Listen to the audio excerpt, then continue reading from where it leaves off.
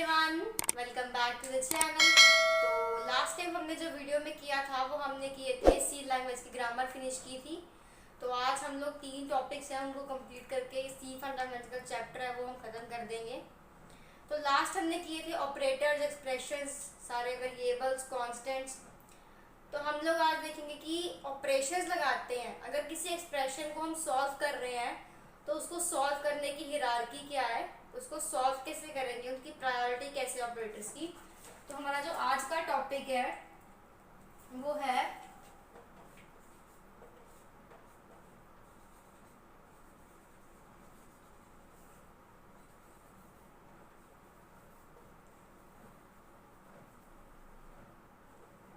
Hierarchy of operations. इसमें जो हमारा ऑपरेटर है वो कैसे काम करेंगे, प्रायोरिटी होती है कि पहले किसको दी जाती है प्रेफरेंस। जिसकी पहली प्रायोरिटी होएगी एक्सप्रेशन में, अगर वो वाला ऑपरेटर होएगा तो पहले वो यूज होएगा, उसके बाद उसकी दूसरी वाला, फिर तीसरे वाला। सबसे पहले आता है कि डिवाइड और मॉडुलस में क्या फर्क है। जो डिवाइड होता है, जब हम किसी नंबर को डिवाइड करते हैं तो उसका जो हमें मिलता है, डिवाइड करने पे हमें आंसर मिलता है क्वोशिएंट। मान लीजिए हमने 2 ऐसे डिवाइड किया, इसको 5/2 किया, तो इसको करते हैं 2 2 जा 4, आंसर आ गया 1। अगर हम डिवाइड वाला करते हैं, मतलब हमने ऐसे किया 5/2, तो हमें मिलेगा आंसर 2। अगर हम करते हैं 5 मॉडुलस 2 तो हमें आंसर मिलता है 1।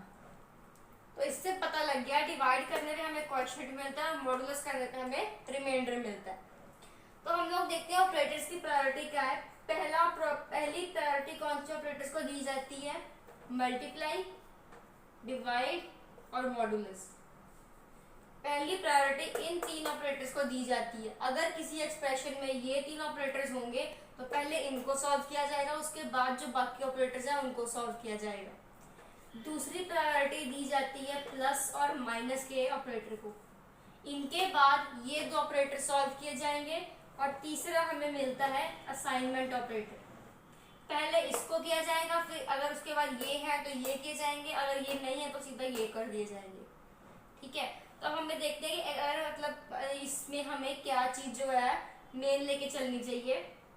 मान लेते हैं कोई एक्सप्रेशन है हमारे पास i is equals to a multiply by b plus c divide by d। अब हम कह सकते हैं कि अब हमें इतना पता लग गया कि ये एक चीज है, ये एक चीज है, लेकिन प्रायोरिटी के बेसिस पे प्लस का साइन आ गया, मतलब प्लस तो हम लोग बाद में करेंगे। मल्टीप्लाई और डिवाइड, इनकी प्रायोरिटी क्या है, सेम प्रायोरिटी है इनकी। तो अब यहाँ पे कंफ्यूजन क्रिएट होती है कि हम लोग पहले कौन सा सॉल्व करेंगे, मल्टीप्लाई वाला कि डिवाइड वाला। तो अगर किसी 2 ऑपरेटर्स को ऐसे यूज हो गए हैं एक्सप्रेशन के बीच में जिनकी प्रायोरिटी सेम है, तो जो पहले है हम उसको सॉल्व करेंगे। इसका मतलब इस एक्सप्रेशन में पहले वाला एक्सप्रेशन जैसे मल्टीप्लाई और डिवाइड, इन दोनों की प्रायोरिटी सेम है, फर्स्ट नंबर पे दोनों इकट्ठे आते हैं। तो पहले जो सबसे पहले हमें दिखेगा उसको हम जो सबसे पहले है उसको सॉल्व करेंगे। तो हमें पहले ये सॉल्व करेंगे, फिर इसको सॉल्व करेंगे, फिर दोनों के आंसर को ऐड कर देंगे। एडिशन की सेकंड प्रायोरिटी है। ये पहला केस है जिसको हमें समझना है कि इसमें इन प्रायोरिटीज के बाद ये वाला केस है। दूसरा क्या आता है, अगर किसी एक्सप्रेशन में पैरेंथेसिस आ जाए, जैसे हम नॉर्मल लैंग्वेज में ब्रैकेट कहते हैं, सी लैंग्वेज में इन्हें पैरेंथेसिस कहा जाता है। i is equals to a multiply by b plus C. तो इसमें पैरेंथेसिस पहले सॉल्व की जाएगी, नो डाउट प्रायोरिटी इसकी है, पर बोर्ड मार्क्स के रूल के अकॉर्डिंग देखें तो ब्रैकेट पहले सॉल्व होती है। पैरेंथेसिस पहले, जो पैरेंथेसिस के अंदर है पहले पैरेंथेसिस वाली टर्म सॉल्व की जाएगी, उसके बाद दूसरी टर्म सॉल्व की जाएगी। तो ये है हमारी हिरार्की ऑपरेशंस करने की, जो ऑपरेशंस हैं उनको परफॉर्म करने की एक्सप्रेशन जो यूज होते हैं। ठीक है, तो ये हमारा एक टॉपिक कवर हो गया, हिरार्की ऑफ ऑपरेशंस की। इसमें प्रायोरिटी किस बेसिस पे है, पहली प्रायोरिटी किसको, कौन सी ऑपरेटर को मिलती है, उसके बाद किसको मिलती है। अगर 2 सेम प्रायोरिटी वाले ऑपरेटर्स हैं तो पहले कैसे उनको कैसे सॉल्व करना है, अगर पैरेंथेसिस आ गई है तो उनको कैसे सॉल्व करना है, यहाँ तक हमने कर लिया। नेक्स्ट हमारा टॉपिक आता है डाटा टाइप कन्वर्जन्स।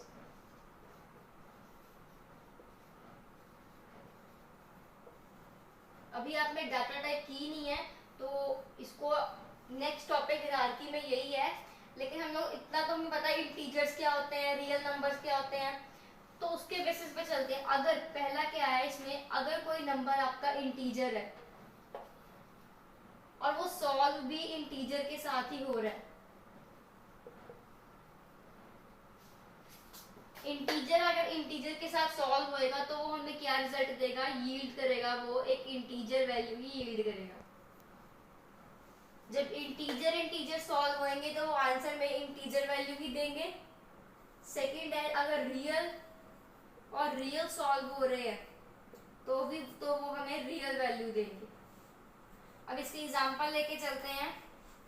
अगर 8 डिवाइड बाय 3 कर रहे हैं तो ये हमें डिवाइड कर रहे हैं तो ये क्या देगा, 2 देगा, क्योंकि डिवाइड है तो क्वेश्चन आंसर देगा, और ये दोनों इंटीजर है तो हमें इंटीजर वैल्यू मिल रही है। और अगर हम यही करते हैं 4.5 डिवाइड बाय 1.5 तो ये हमें देगा 3.0।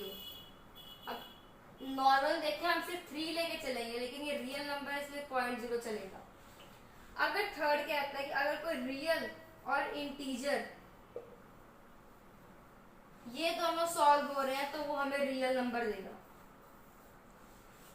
रियल और इंटीजर सॉल्व, इंटीजर देंगे, रियल नंबर देगा, और रियल और इंटीजर है तो वो रियल देगा। तो ये कैसे होएगा, पहले जो हमारा जो कंप्यूटर सिस्टम है वो पहले इंटीजर वैल्यू को वो रियल में कन्वर्ट कर देगा, और फिर रियल और रियल जो भी आपने लगाया होगा ऑपरेशन, वो रियल करके उसको ऑपरेशन लगा के वो आपको आंसर दे देगा रियल वैल्यू में। तो ये हमारी होगी डाटा टाइप कन्वर्जन कैसे होती है, इसमें जो है डाटा टाइप की कन्वर्जन होगी। नेक्स्ट हम लोग देखते हैं डाटा टाइप्स। कौन सी डाटा टाइप्स हैं हमारी सी लैंग्वेज में।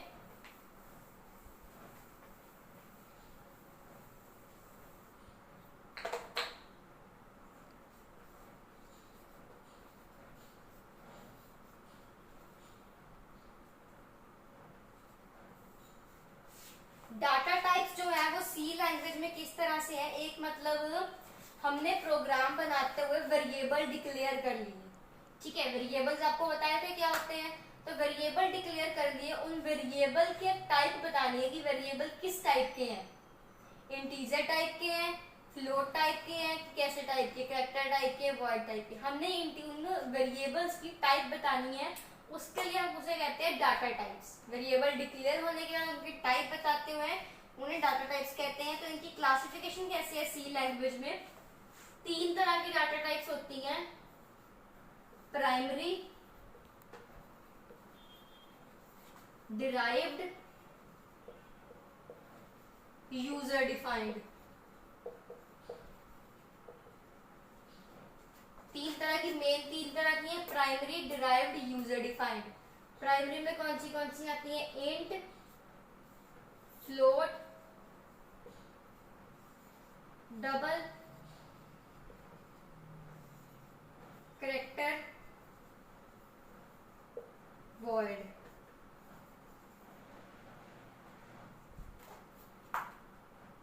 ठीक है। नेक्स्ट हमारी डिराइव्ड में कौन सी आती है, एरेज आते हैं, फंक्शंस आते हैं,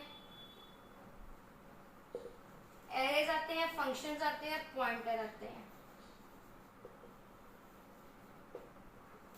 अभी बाद में डिस्कस करते हैं कि पहले की प्राइमरी क्या है, डिराइव्ड क्या है, उसके अंदर क्या है। और यूजर डिफाइंड में आते हैं स्ट्रक्चर,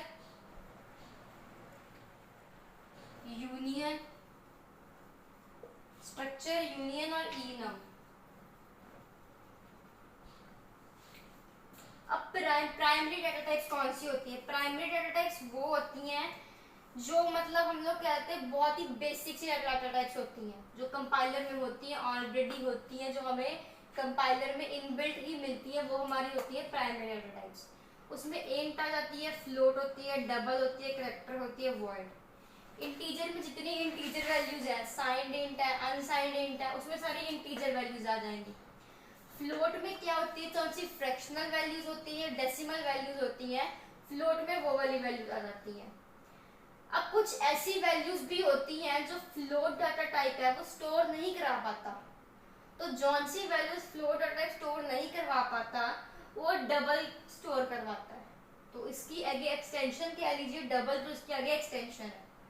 जो कैरेक्टर डाटा टाइप है वो उसके लिए होती है जो हमने सिंगल कैरेक्टर्स, अल्फाबेट्स, कोई नेम, कुछ स्ट्रिंग यूज करने हैं, उसके लिए हम लोग कैरेक्टर यूज करते हैं। इसका वैसे शॉर्ट नेम होता है, जैसे इसका इंट है, फ्लोट है, इसका होता है कैर, CHAR, कैर।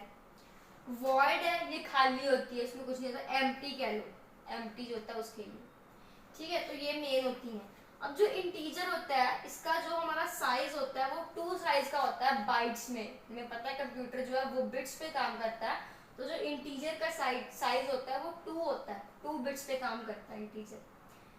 फ्लोट जो है वो उससे ज्यादा, फ्लोट 4 बिट पे काम करता है। जो डबल है वो 8 बिट पे काम करता है। अब हम लोग देखें जो डबल है ना, एक तो ये डबल है, एक है सेकंड है इसका लॉन्ग डबल।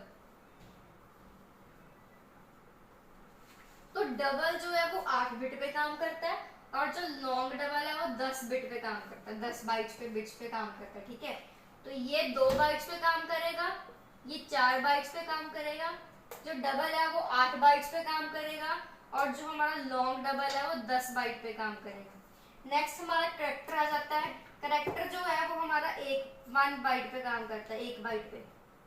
कैरेक्टर को सिर्फ 1 बाइट का मेमोरी साइज चाहिए होता है। और जो बाइट पे काम कर रहे हैं, ये बाइट का मतलब है कि इनको इतने बाइट की मेमोरी साइज चाहिए, मेमोरी स्पेस चाहिए कंप्यूटर में। इंटीजर को 2 बाइट की मेमोरी स्पेस चाहिए, फ्लोट को 4 बाइट की मेमोरी स्पेस चाहिए, डबल को 8 बाइट की मेमोरी स्पेस, लॉन्ग डबल को 10 बाइट की, कैरेक्टर को 1 बाइट की, और वर्ड को कुछ भी चाहिए, वर्ड खाली होता है इसलिए वर्ड को कोई स्पेस नहीं चाहिए होती। तो ये हमारी होती है डिराइव्ड डाटा टाइप्स, मतलब प्राइमरी डाटा टाइप, सॉरी। तो ये बेसिक डाटा टाइप्स है। नेक्स्ट हमारा आ गया डिराइव्ड डाटा टाइप। इसमें क्या है, ये सेकेंडरी डाटा टाइप्स है। सेकेंडरी डाटा टाइप्स कहते हैं इनको, ये स्ट्रक्चर डाटा टाइप्स भी कहते हैं। अब प्राइमरी और डिराइव्ड में मेन डिफरेंस क्या है। जो प्राइमरी डाटा टाइप्स है वो सिंगल पे काम करती हैं और जो डिराइव्ड डाटा टाइप है वो एक से ज्यादा पे काम करती है। मेन डिफरेंस इनका यही है, ये सिंगल वैल्यू पे होल्ड, सिंगल वैल्यू हैंडल करती है और ये सिंगल से ज्यादा वैल्यू हैंडल करती है। तो ये हो गया हमारा प्राइमरी। डिराइव्ड क्या होगा, स्ट्रक्चर डाटा टाइप्स या फिर सेकेंडरी डाटा टाइप्स। नेक्स्ट हमारे आ गए यूजर डिफाइंड। जो यूजर डिफाइन करता है अपनी हेल्प के लिए कि उसको किस तरीके से काम करना है कि वो जो है इजीली काम कर सके। तो जो यूजर खुद डिफाइन करता है अपने लिए उन्हें कहते हैं user defined data types. Structure है, यूनियन है, इनम है। तो ये जो मेन हमारे डाटा टाइप्स हैं ये हैं जो सी लैंग्वेज में हम लोग यूज करेंगे। तो इतना हमारा ये खत्म हुआ। नेक्स्ट जो टॉपिक है, जैसे कि आपको स्टार्टिंग में बताया था, पहली वीडियो में था कि जो सी लैंग्वेज है इसका फीचर है कि एक स्ट्रक्चर्ड प्रोग्रामिंग लैंग्वेज है। इसमें ऑलरेडी स्ट्रक्चर बना हुआ है, इसलिए हमें इसके उस स्ट्रक्चर के अकॉर्डिंग ही हमें काम करना पड़ता है। जैसा स्ट्रक्चर हमें दिया हुआ है उसी के अकॉर्डिंग हम अपना प्रोग्राम बनाते हैं, वैसे ही अपनी स्टेटमेंट्स लगाते हैं। तो इसका बेसिक स्ट्रक्चर क्या है सी लैंग्वेज का, हम वो देख लेते हैं।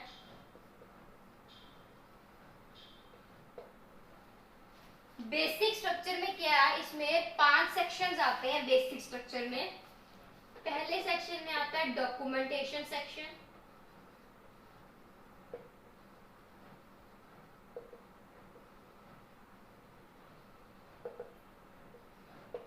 पहला पार्ट जो होता है, पहला जो उसमें हमें स्ट्रक्चर मिला है डॉक्यूमेंटेशन सेक्शन का है। दूसरा है प्री प्रोसेसर, तीसरा होता है हमारा ग्लोबल डिक्लेरेशन,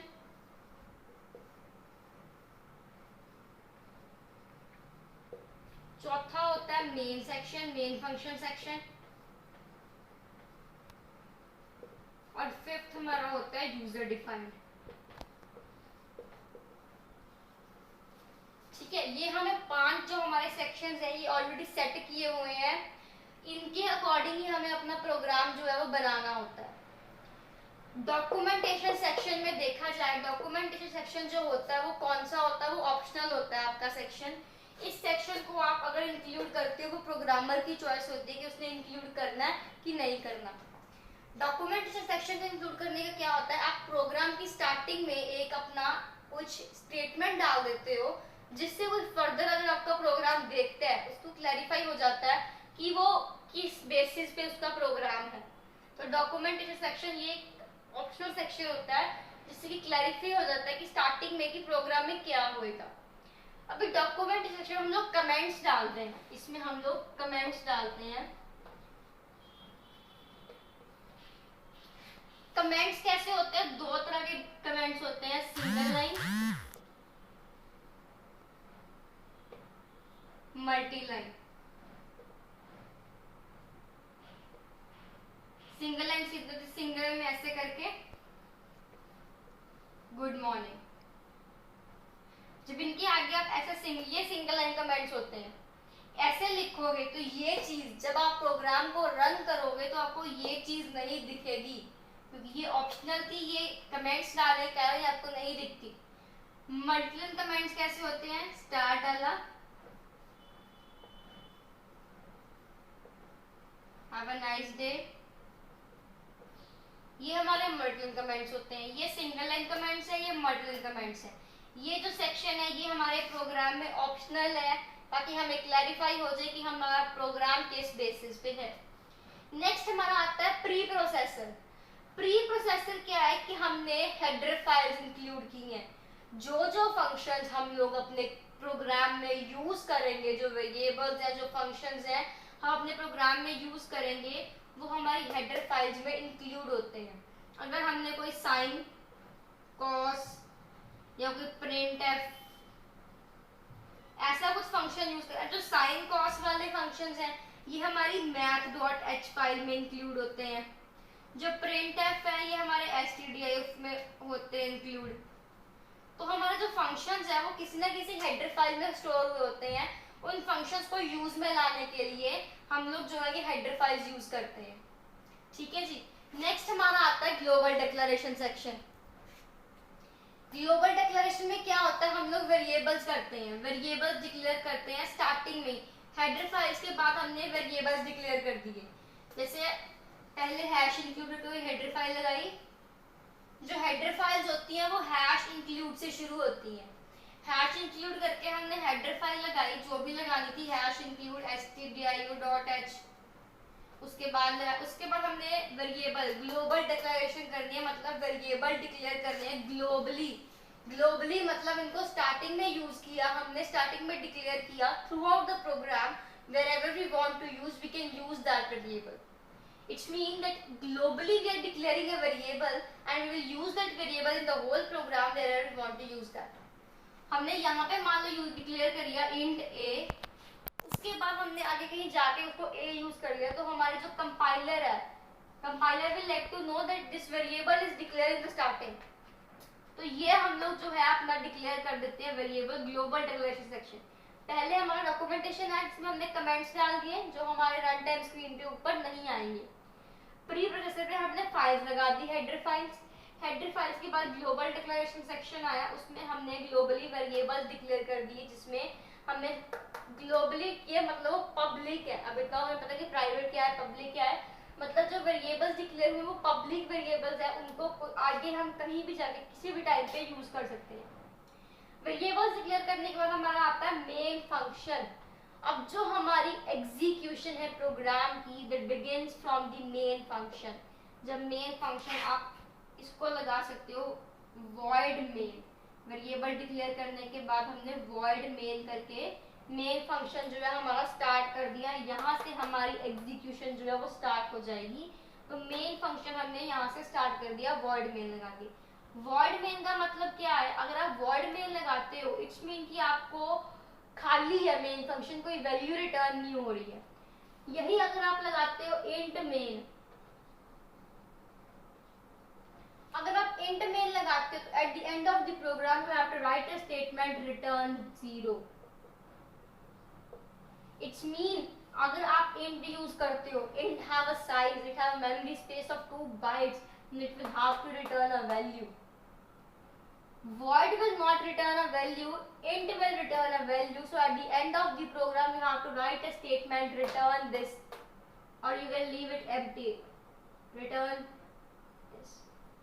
Clear? तो void के साथ हमारा empty होता है, हमें at the end कोई स्टेटमेंट लगाने की जरूरत नहीं होती। int के साथ अगर हमने int मेन यूज कर रहे हैं तो हमें ये स्टेटमेंट लगाने की जरूरत। नेक्स्ट हमारा आता है यूजर डिफाइंड सेक्शन, लास्ट में यूजर डिफाइंड। यूजर डिफाइंड में क्या है, सो सारे फंक्शंस यूजर ने डिफाइन किए हैं उसको वो जनरली इसी में प्लेस कर देता है। यूजर डिफाइंड सेक्शन जितने भी उसने थ्रू आउट द प्रोग्राम अपने किए थे, जो मतलब यूज किए थे फंक्शंस, उनको वो उसमें लास्ट में आके प्लेस कर देता है। तो ये स्ट्रक्चर्ड प्रोग्राम है जिसकी वजह से हमें प्रोग्रामिंग करनी बहुत ही ईजी हो जाती है कि हम लोग इसके अकॉर्डिंग ही काम करते हैं। पहले हम लोग कमेंट्स डालते हैं, फिर हेडर फाइल इंक्लूड करनी है, then we have to declare variables, and after the declaration of variable we have to make main function in which we have to run all the functions we have used, and in the user defined section after the main function the variables we have declared we can use in this function. So this is the basic structure of C program.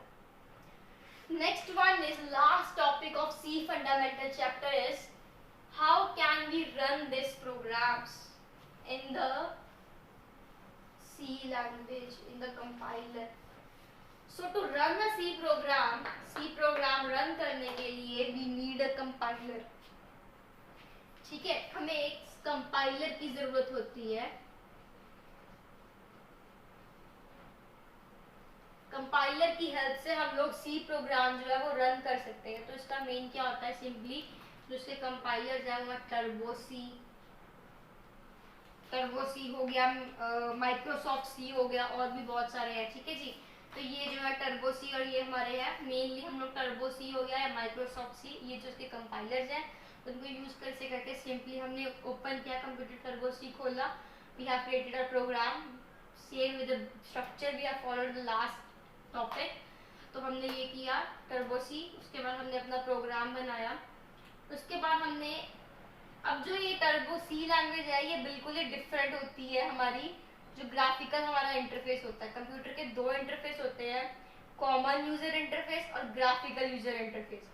Graphical user interface कौन, जो हम लोग Microsoft power point Excel में use करते हैं graphical user, जिसमें हम लोगों को ऑप्शंस दी होती है, फाइल पे क्लिक किया, उस पे जाके न्यू पे क्लिक किया, save menu disk new save, है ना, इंसर्ट पे क्लिक किया, हमें ये ऑप्शन शो होगी। तो ये जो है ये ग्राफिकल थोड़ा होता है। इसमें क्या होता है, हमने फाइल पे क्लिक करके न्यू पे क्लिक करके हमने अपना प्रोग्राम बनाया। जैसे हम लोग नॉर्मली जनरली हम लोग सेव करते हैं कंप्यूटर में कोई चीज़, हम लोग कंट्रोल एस करते हैं सेव करने के लिए। सी प्रोग्राम में टर्बो सी खोली, फाइल पे क्लिक किया, न्यू पे क्लिक किया, हमारी न्यू ब्लू कलर का स्क्रीन हमें दिखने लग जाएगा। ब्लू कलर का स्क्रीन हमें जब दिखने लग गया तो हमने वहाँ पे अपना प्रोग्राम क्रिएट किया। क्रिएट करने के बाद हमें F2 प्रेस करना है, फंक्शन की F2 प्रेस करेंगे, हमारा जो प्रोग्राम है वो सेव हो जाएगा। सेव होने के बाद हमें उस प्रोग्राम को सेव करने के बाद कंपाइल करना है। कंपाइल करने के बाद हमें उसे रन करना है।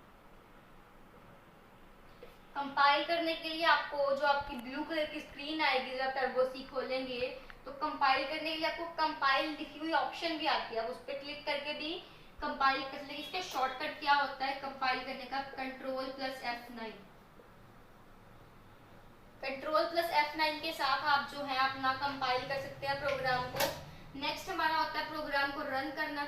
जब आप कंपाइल करेंगे प्रोग्राम को, अगर आपके प्रोग्राम में कोई एरर होती है तो आपको कंपाइल टाइम पे शो कर देगा, उसमें एरर होने की वजह से आपका प्रोग्राम नहीं चलेगा। टर्बो सी में क्या होता है कि जब आप कंपाइल करते हो तो जो आपकी एरर होती है, जिस लाइन में आपकी एरर होती है वो आपको line number error properly show करता है। For example, you have created a program and in the line statement number 9 your error is there, that is statement missing.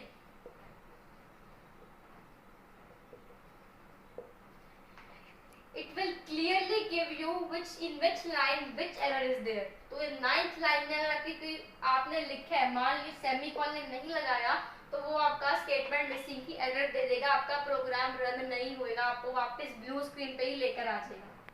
ठीक है, तो कंपाइल जब तक आपकी एरर 0 नहीं हो जाती तब तक आपका कंप्यूटर जो आपका प्रोग्राम है वो रन नहीं होएगा। जैसे ही आपकी एरर 0 हुई, आपका रन हो गया, आपने मतलब खत्म किया, आपने रन किया, सीधा आप रन पे भी क्लिक कर सकते हैं, जो ब्लू स्क्रीन पे या फिर Alt F5 भी दबा सकते हैं। Alt F5 किया, आपका प्रोग्राम रन होएगा। जैसे ही आपका प्रोग्राम रन हुआ, you will come to a black screen and output will be show. For example इसमें आउटपुट दिखाने के लिए प्रिंट एफ फंक्शन, जो हम आगे के डिस्कस करेंगे नेक्स्ट चैप्टर में, है कि कौन से फंक्शन यूज होते हैं, इनपुट आउटपुट स्टेटमेंट्स कौन सी हैं। तो आपने प्रिंट एफ हेलो करवाया था, तो आपकी आउटपुट ब्लैक स्क्रीन पे क्या लिखा आ जाएगा, हेलो। क्लियर। तो हमें कैसे करना है, टर्बो सी खोली, फाइल पे गए, new blue screen I, programme लिखा, लिख के सेव किया F2 के साथ, कंपाइल किया प्रोग्राम को, कंट्रोल F9, एरर्स खत्म किया, अगर कोई एरर है उसके बाद रन किया ऑल्ट F5, तो हमारा प्रोग्राम जो है क्रिएट हो गया। तो ये हमारा चैप्टर था सी फंडामेंटल्स का, बेसिक्स किए हैं। नेक्स्ट वीडियो में हम देखेंगे कि हमारे इनपुट आउटपुट स्टेटमेंट कौन सी है, मतलब इनपुट डालने के लिए कौन सी स्टेटमेंट चाहिए और आउटपुट लेने के लिए कौन सी स्टेटमेंट चाहिए। तो with this we have finished the first chapter. Hope आप सबको कोई डाउट नहीं होएगा। अगर कोई डाउट है तो प्लीज आप लोग कमेंट सेक्शन में बता सकते हैं, ताकि फर्दर नेक्स्ट स्टार्ट करने से पहले पुराने डाउट्स जो है क्लियर हो जाए, क्योंकि क्लियर पुराने डाउट्स होने बहुत जरूरी है, बिकॉज नेक्स्ट जो चैप्टर्स हैं वो इसी के ऊपर बेस्ड है। तो थैंक यू।